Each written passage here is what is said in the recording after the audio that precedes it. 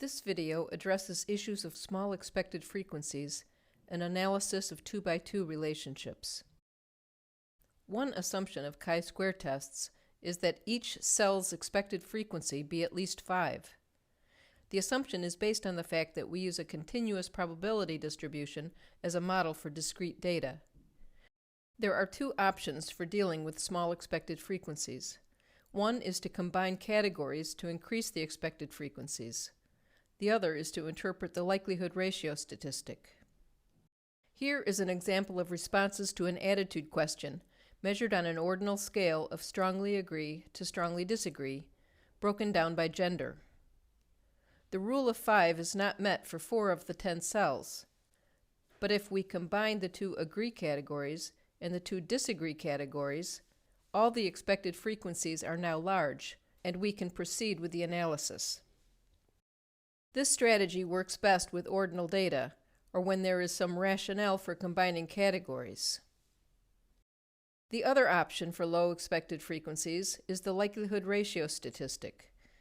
This output indicates that the large expected frequencies assumption is not met.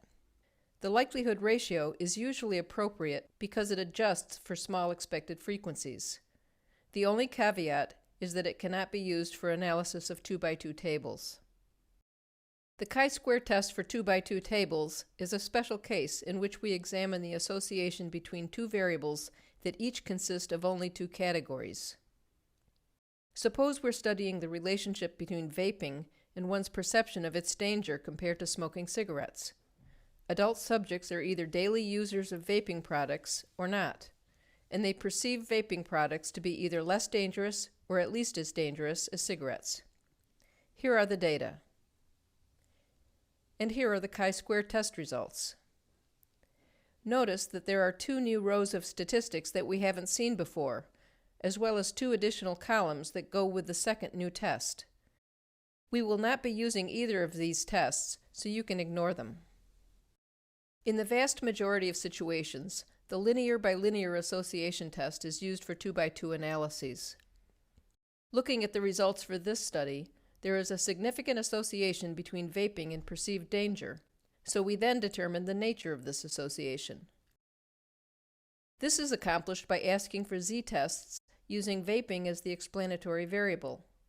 Each column sums to 100%, and by comparing across columns, we can see that those who vape daily are significantly more likely than those who do not vape daily to perceive vaping products as less dangerous than cigarettes. Because there are only 2 categories, we get exactly the same results if we look at the other row, but in reverse. Those who vape daily are significantly less likely than non-daily users to view vaping products as at least as dangerous as cigarettes.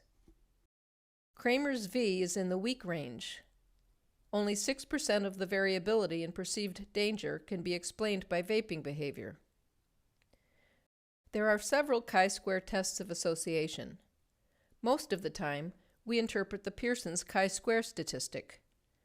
For small expected frequencies, we look at the likelihood ratio results, unless it is a 2x2 design.